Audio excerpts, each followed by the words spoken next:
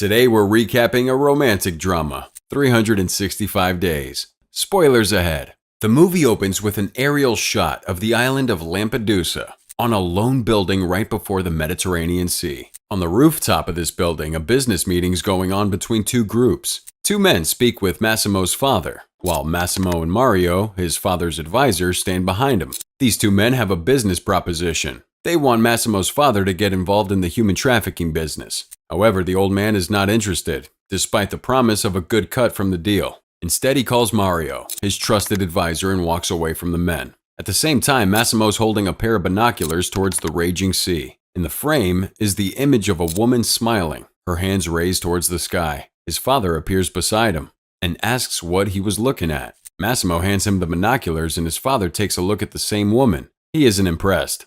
He warns his son to be careful of beautiful women, terming them heaven for the eyes and hell for the soul. He then turns to face him and reminds him that fun and pleasure will come in due time, adding that now is not the time for such frivolities. But suddenly, blood spatters against Massimo's face. His father has been shot by the dealers. In an instant, both father and son crumble to the ground. Massimo's father dies at the scene while Massimo is given CPR. 5 years have passed, and Massimo's in San Francisco on family business. In a meeting with top executives, Massimo's told that the company was only able to recover 12% of his family's assets. Almost immediately, the scene cuts to Warsaw, Poland, where a hotel employees meeting's held. We're briefly introduced to Laura Beale, who's being berated by another employee. Back at San Francisco, Massimo asks that he's given a refund with 10% interest. When the top investor terms it impossible, a number of guards walk in to denote fear. Massimo establishes dominance by threatening the members of the board. He boasts that he'll buy the company when he's done and fire every member of the executive. After the meeting in Warsaw and San Francisco, Laura Beale and Massimo get into different cars in their respective cities. Beale pulls out her phone and takes a sexy video of her cleavage in the taxi. Massimo, on the other hand, gets a raunchy video from Anna, a video which he stops watching halfway. Beale arrives home to her boyfriend, Martin, working on his laptop. She kisses him, but he stops her with the excuse that he has to finish working. He also reminds her that they have a flight to catch in the morning and urges her to get some rest. Beale is obviously disappointed and she walks away from him. Massimo flies back to Italy on a private plane with Mario, and he discovers that a container filled with cocaine had been hijacked. A young man, Domenico, promises to find whoever's involved and kill him. However, Massimo is silent at the news. Instead, he bottles his fury and goes back to his cabin. In here, he forcibly grabs the air hostess and pushes her to perform oral sex on him. Coincidentally, Beale pleasures herself with a vibrator in her bedroom in Warsaw at the same time. The next morning, Laura Beale arrives in Italy with her boyfriend, Martin, and best friend Olga. She celebrates her birthday in a beautiful restaurant where Martin announces her 29th birthday to everyone present, who in turn sing her a birthday song. The waiter brings a drink to the table, which is Laura's favorite. She shows a tiny smile and is grateful to Martin for remembering. But her boyfriend's confused. He confesses that the drink was not his idea. Laura's disappointed and she tells the group that she has to use the toilet and excuses herself. Unfortunately, she's unable to find the toilet, and in her search, she suddenly bumps into Massimo. For a brief second, they stare into each other's eyes before Massimo asks if she's lost. The next morning, Laura and Olga are by the pool, enjoying an afternoon sun. Laura tells her best friend she hasn't seen Martin all morning, adding that she has called his phone to no avail. Olga is shocked, asking why he would do that to her on her birthday. Laura uses this opportunity to reveal her relationship troubles. "I'm not the most important thing to him," Laura says. She admits that Martin in fact treats his friends and work as more important. Her boyfriend arrives, with a smile plastered on his face. He says he went to Etna, where he just had the time of his life. This angers Laura, who reminds him that this was a place they had planned to visit together. Martin chides her not to get worked up, especially since she has a weak heart. A brief fight happens between the couple and ends with Laura pushing her boyfriend into the water. Sad and dejected, Laura takes a walk around the city. But this unfortunately ends with the beautiful woman getting kidnapped. The next morning, she wakes up in a strange room with locked doors. Later at night, the doors are opened and she's finally able to step out of the room. She is shocked to find a painting of herself hung on the wall. But before she's able to process all of this, Massimo appears behind her again. She immediately recognizes him as the man from the restaurant, but she faints before she's able to make sense of the situation. As soon as she regains consciousness, She challenges her captor, asking why she's with him in a strange building. Massimo forces her to sit and proceeds to tell her about how he had seen her at the airport, how he had almost died, and how his father had died before his eyes 5 years ago. He tells her that when his heart stopped beating, there was an image of her before his eyes, and he would see this image every day until he came back to life. He's been searching the world for her and always nursed the ambition that one day she would be his. He concludes by saying that he would never make love to her without her permission. However, Laura is not impressed by his story. She tells him that he can't just kidnap her and expect her to be his immediately. She asks to be let out of the house and be back with her boyfriend, friends, and family. Massimo refuses and hands her a series of pictures that prove Martin's unfaithfulness. He adds that his people have packed her bags from her hotel room and also left a message for her now ex-boyfriend Martin. The letter informs Martin that she would be moving back to Poland, moving out of his house and consequently disappearing from his life. Again, Laura is not bought by these actions. She makes an attempt to angrily walk out on Massimo, but his fierce hands grip her down, and he warns her not to provoke him into anger. Releasing her from his grip, he makes an offer. She has 365 days to fall in love with him. If she has no feelings for him on her next birthday, Massimo tells her that he'll set her free. Laura pulls out a gun and aims it at her captor, but it's only a few seconds before Massimo grabs the gun and pins her against the wall. This action's interrupted by the entry of Mario and Domenico, and the advisor tells Massimo that a delivery has been made. Massimo lets go of Laura and orders Domenico to take her back to the room. Outside, Mario informs Massimo that the ongoing feud with the Gattuso family is only going to ruin the family business. Instead, Massimo tells him to organize everyone for a meeting. A few seconds later, Massimo's in an underground prison, speaking with a man tied to a rock.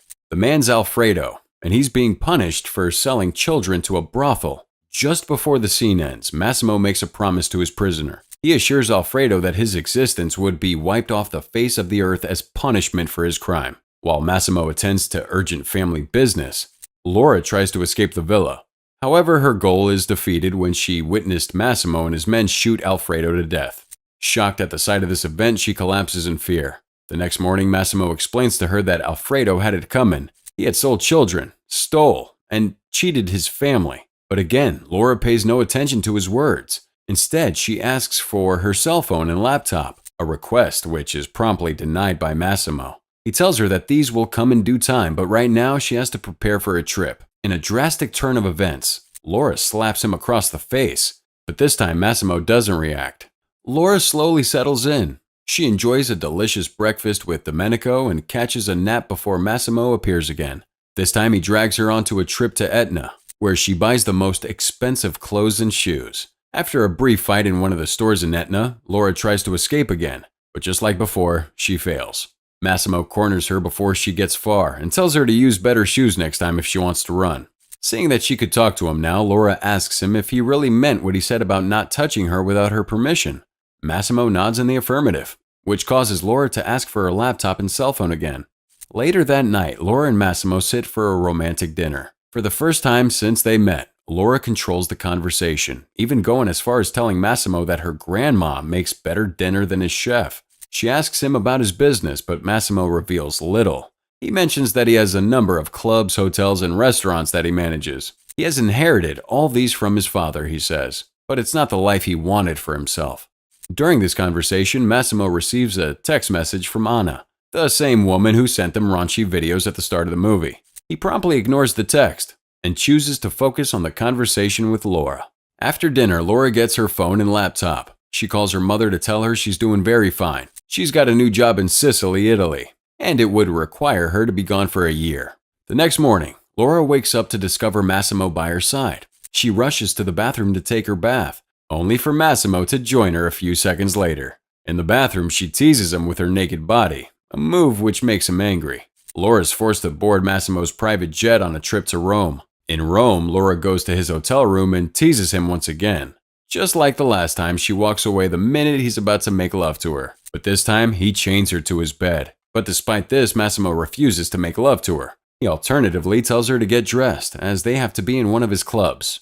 Laura wears a seductive dress to the club, an action that gets Massimo angry, and she further infuriates him by dancing with a man from a rival mafia family. This man later tries to forcefully have his way with her, but his attempt is crushed by Massimo's appearance, who points two guns at the rival family and orders them to get out of his club. The next morning, Laura wakes up on a yacht to discover Mario and Massimo arguing.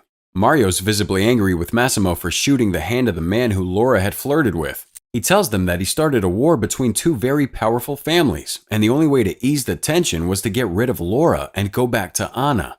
Laura appears and apologizes for her action, but Massimo wouldn't hear it. He lashes at her for dressing like a whore to his club, and blames her for his actions. An argument ensues between the two, which ultimately leads to Laura falling into the water. Scared and panicking, Massimo jumps into the water and saves her. Later that day, Laura regains her consciousness and is surprised to see Massimo by her side. She's grateful to him for saving her life, and in return he tells her that he does not want to lose her. Laura seduces him again, and they finally make love for the first time. After the intense lovemaking session, Massimo and Laura go to a ball together, and this is where we see Anna for the first time. She introduces herself to Laura as the first and true love of Massimo, and tells Massimo in Italian that she's going to kill Laura. After Anna leaves, Laura wants to know what she said in Italian, and as soon as he tells her, Laura asks to leave and walks away from him. Back at the hotel, Massimo and Laura make love again. However, as soon as they finish, Massimo tells Laura he's sending her back to Warsaw to visit her loved ones. He also promises to join her as soon as he's able to. Just as he's about to walk out, he tells her for the first time that he loves her. On the car trip to the airport, Domenico reassures Laura that Anna isn't a problem. However, a phone call causes Domenico to stop the car and rush away. But before he leaves, he tells a confused Laura to wait in Warsaw. Laura arrives in Warsaw and reconnects with Olga, her best friend. Olga's angry for obvious reasons, claiming that she thought Laura was kidnapped. Laura confirms her fear that she had in fact been kidnapped, but has now fallen in love with her captor. But Laura's angry at the fact that Massimo's family keeps her in the dark. She hates being treated like a doll, and hates that she was sent to Poland with no reason whatsoever. Olga, angered, advises her to back out. Together, the girls enjoy a full day at the spa and a night at the club. Laura is, however, distracted as she waits for Massimo to make contact. At the club, she runs into Martin, who says he's been looking for her for so long. He apologizes and tells her that he's still in love with her. But Laura's not having any of it. She walks away from him and makes her way back home. Still, Martin doesn't give up. He follows her back to the apartment and tries to convince her to get back with him. Despite Laura's refusal, Martin refuses to leave. But when Massimo's thick baritone interferes, her ex-boyfriend decides to leave. Laura is angry at Massimo for disappearing for so long. But this anger quickly turns to passion the moment he hugs her. Again, they make love. Laura opens his shirt and she discovers that he's been wounded, but Massimo assures that the problem has been solved. She then tells him that she doesn't need 365 days because she has fallen in love with him. The next morning, Massimo proposes to Laura and she agrees to marry him. He then proceeds to meet her parents, but as he's about to, Laura tells him not to tell them exactly what he does. Laura and Massimo travel back to Italy and Laura tells her now fiancé that she doesn't feel so well. Massimo urges her to see a doctor, but she changes the subject of the conversation. She asks that she invites Olga to their wedding, since her family wouldn't be able to because she doesn't want them to know about Massimo's lifestyle.